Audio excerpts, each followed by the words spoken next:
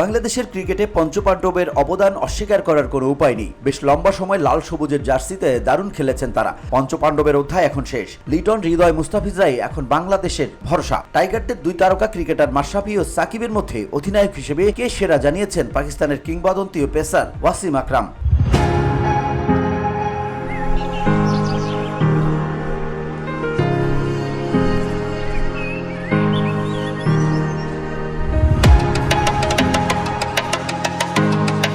সম্প্রতি বাংলাদেশের একটি গণমাধ্যমের সঙ্গে কথা বলেন ওয়াসিম। সেখানে বাংলাদেশ দল প্রসঙ্গে নানা কথা বলেন তিনি। জানান, বড় মঞ্চে ভালো করতে হলে বাংলাদেশের ক্রিকেটারদের নিজেদের উপর ভরসা রাখতে হবে।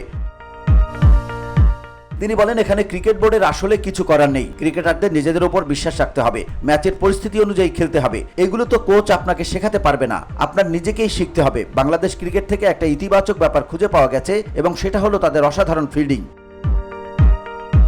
বাংলাদেশের অধিনায়কের মধ্যে ওয়াসিম আকরামের আলাদা নজর কেড়েছে মাশরাফি, সাকিব ও মুশফিককে। তবে এই তিন ক্রিকেটারের মধ্যে মাশরাফি ও সাকিবকে এগিয়ে রাখছেন এই কিংবদন্তি ক্রিকেটার। বাংলাদেশের অধিনায়কদের মধ্যে কাকে আপনার বেশি ভালো লেগেছে এমন প্রশ্নের জবাবে তিনি বলেন, অবশ্যই মাশরাফি। আরেকজন আছে মুশফিক। মাশরাফি রাজনীতিতে জড়িয়ে গেল, সাকিবও কিছুদিনের জন্য ছিল। এখন লিটন দাস। গত এক বছরে বাংলাদেশ ক্রিকেট সেভাবে আমি দেখিনি। লিটন দাসের অধীনে দল খুব ভালো খেলছে।